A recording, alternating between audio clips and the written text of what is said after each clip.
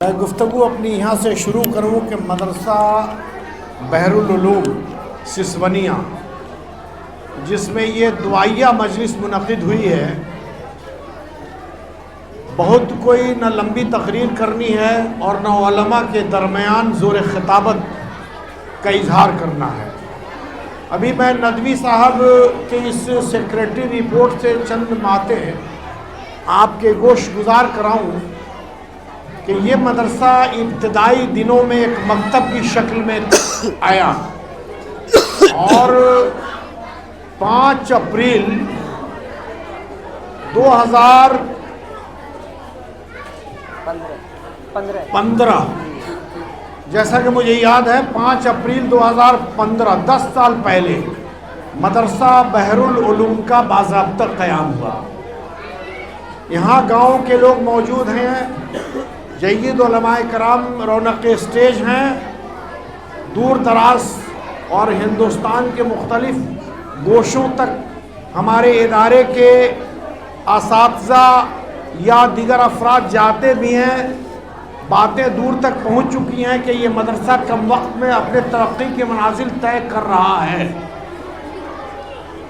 2 باتیں میں آپ کے شیئر کروں کہ کیا آپ نے 10 سال کی مدت میں ہر سال فارغ ہوتے ہوئے حفاظ کرام کو دیکھا ہے؟ میں نے دیکھا کہ شروع میں جب یہ مدرسہ جس سال وجود میں آیا 2015 میں، اس سال بھی مدرسہ بحر العلوم سے حفاظ کرام حفظ قرآن کر کے یہاں سے فارغ ہوئے۔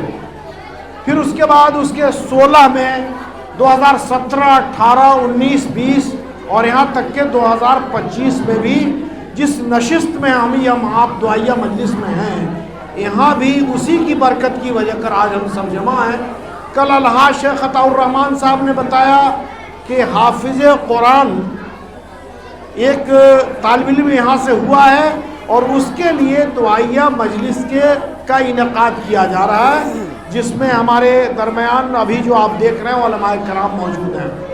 میں دوسری بات یہ کہوں کہ آپ جو لوگ دیکھ رہے ہیں کم وقت میں جو ترقی ہے، اس میں 2 لوگوں کی بڑی محنت ہے۔ پہلے تو یہاں عطاء الرحمن صاحب نے کافی ان تک محنت کی ہے۔ جب بھی وہ فون اٹھائیں گے مجھ سے بات کریں گے تو پہلی بات مدرسے کی وہ اپنی شروع کریں گے، نہ گھر کی بات کریں گے، نہ اپنے کنبے کی بات کریں گے، نہ ضرورت کی۔ مدرسہ بحر العلوم کی ترقی کیسے ہو، یعنی انہوں نے اپنا اڑھنا بچھونا اس مدرسے کی ترقی کو بنا رکھا ہے۔ اور دوسرے مخلص اساتذہ جو اس مدرسے میں پڑھا رہے ہیں اور جو بچے پڑھ رہے ہیں، ان دونوں کا ربط اساتذہ کے ہی توسط سے ہوا کرتا ہے۔ یہ مخلص اساتذہ کی کرم فرمائیاں ہیں کہ ہر وقت گاؤں میں ہو، شہر میں ہو، علاقے میں ہو، یہ بات گشت کرتی ہے کہ مدرسہ بحر العلوم میں اچھی تعلیم ہوتی ہے۔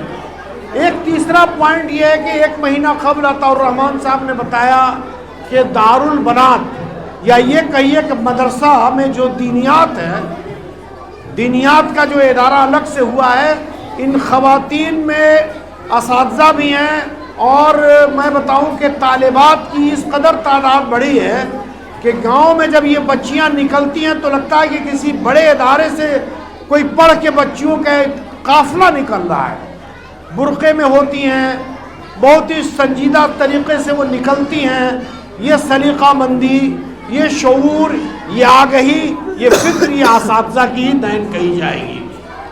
میں سمجھ رہا ہوں کہ اس کے ابھی موجودہ سیکریٹری مشتاق خان صاحب ابن حاجی منصور احمد خان صاحب، ان کی کاوشوں کا بھی بہتر پھل میں دیکھ رہا ہوں کہ مہمان خانہ، بہترین کچن، بہترین آپ کے لیے دارالضیوف کا نظم، کمپیوٹر سیکشن، طلباء کے لیے بیٹھنے کا الگ نظم، طالبات کا بیٹھنے کا الگ نظم، صاف صفائی، اور اگر بڑے ادارے میں بھی آپ جائیں گے تو اس طرح سلجھے ہوئے بچے کرتا پاجامہ ٹوپی اور اپنے جس ادارے میں وہ پڑھ رہے ہیں اس کا باضابطہ لوگو لگا ہوا ان کی گردن میں ہے، یہ اساتذہ کی تربیت کا نتیجہ ہے۔ میں تمام اساتذہ سے گزارش کروں گا کہ آپ کے یہ نونہال جب اس ادارہ سے نکلے مدرسہ بحرالعلوم سے تو آپ کا بھی نام روشن ہو، مدرسہ بحرالعلوم کا بھی ہو اور علاقہ تروا کا بھی نام روشن ہو۔ یہ آگے چل کے یہ ثابت کریں گے کہ ہمارے اساتذہ نے مجھے بڑی دل جمعی سے تعلیم دی ہے۔ اینٹ پتھر کا نام مدرسہ نہیں ہے بلکہ بہترین تعلیم اور تہذیب کا نام مدرسہ ہے جو میں یہاں دیکھ رہا ہوں۔ انہی باتوں کے ساتھ میں اپنی گفتگو ختم کرتا ہوں۔ خدا حافظ۔